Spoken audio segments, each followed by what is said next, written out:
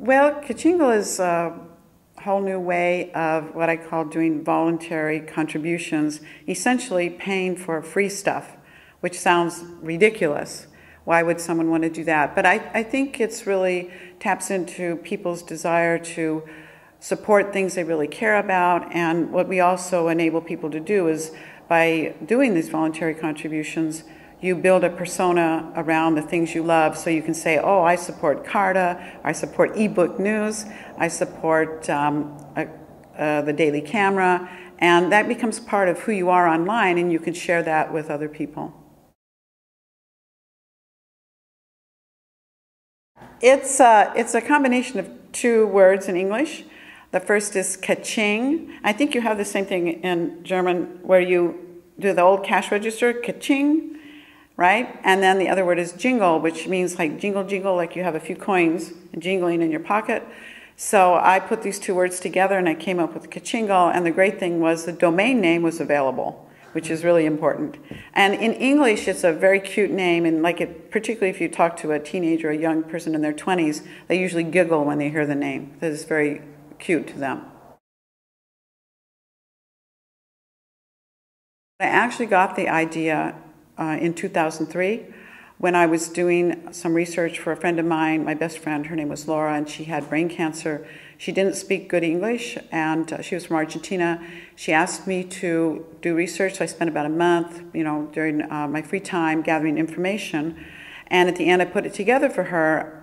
And what I wanted to do then is got such great information, it was so valuable, I wanted to go back to all the places, which was, maybe a nonprofit, maybe a medical site, a university, a blog, a discussion board, a place that had virtual trials, and I wanted to just take some money, $100, and spread it, $100, and I didn't know where these places were, and I didn't know how many times I'd gone to a place. I really didn't know, and that was my first idea, that there should be a way for me to support these things just because I was grateful.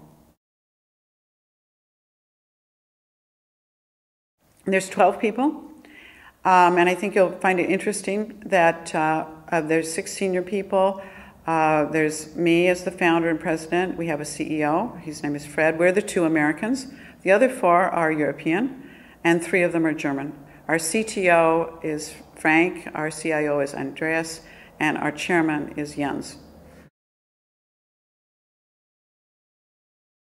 It would be interesting to theorize. I mean, of course, we do have a team that's a German-American team, and I used to think, well, that in Silicon Valley, you always have a team that's full of international because that's the way, Silicon Valley is very international.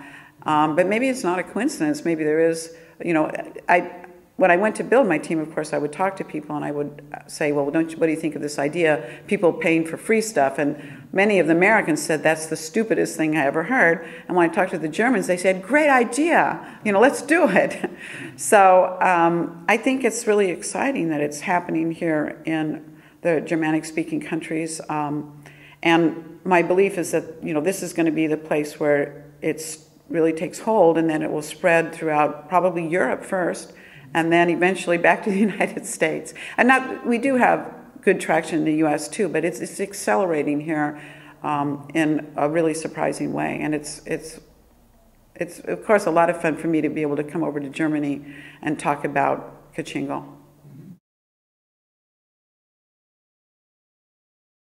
Well, there's 2 sides. Of course, there's the users that are the ones doing the Kachingling, and then there's the people that own the content or create the content. In many cases, there might be the same, because you might have a blog and you're also Kachingling other blogs and maybe even your own. But the target really is all forms of content and services. Again, it also works with applications.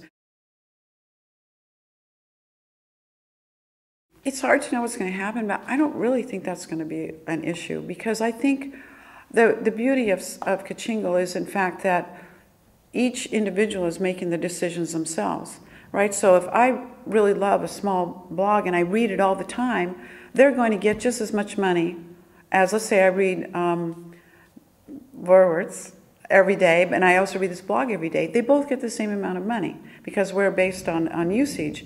So I think people, the smaller sites will now get the kind of same kind of value and in return from their users that maybe they couldn't before, when people had to sign up for more traditional forms where you had to make a big decision and maybe write a much bigger check. Well, Kachingle is very flexible. So you can, let's say you have a large site and you have multiple bloggers or multiple people. So you could have one, what we call a medallion for the whole site. So from a user point of view, you're now saying I Kachingle, let's say, all of the site. But each individual or each what we call voice can also have its own medallion. So you could be Kachingling the overall site and then also, Susan's columns or the sports section. So the idea of the medallion is that the owner of the site decides, well, how many voices are there? And then they put one or more different unique medallions on the different sections. Because from the user's point of view, that's how they view it, as opposed to just one big entity or maybe just one little article. You can have various Kachingle medallions that have different names, and they can go down to the level of, the voice of let's say one blogger on a site that has many bloggers or the whole thing. We believe that that's what users want to do when they build their persona, is they want to show that they're supporting a voice rather than just a string of articles, because it's really hard to make that coherent.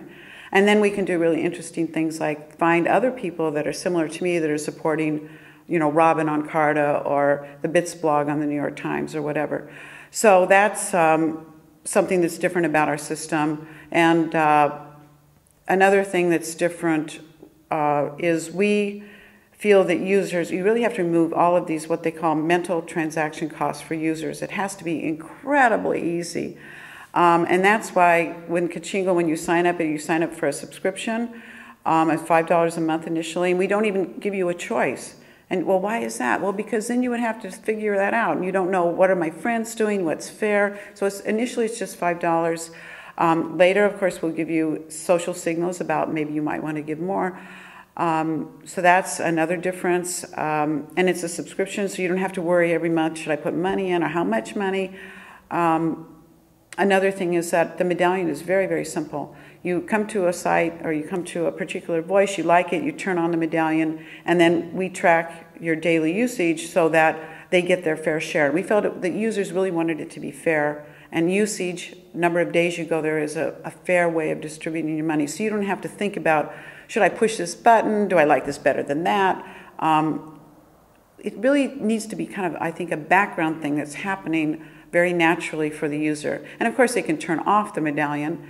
They can choose to show their name. They can choose a special name. They can choose to be anonymous.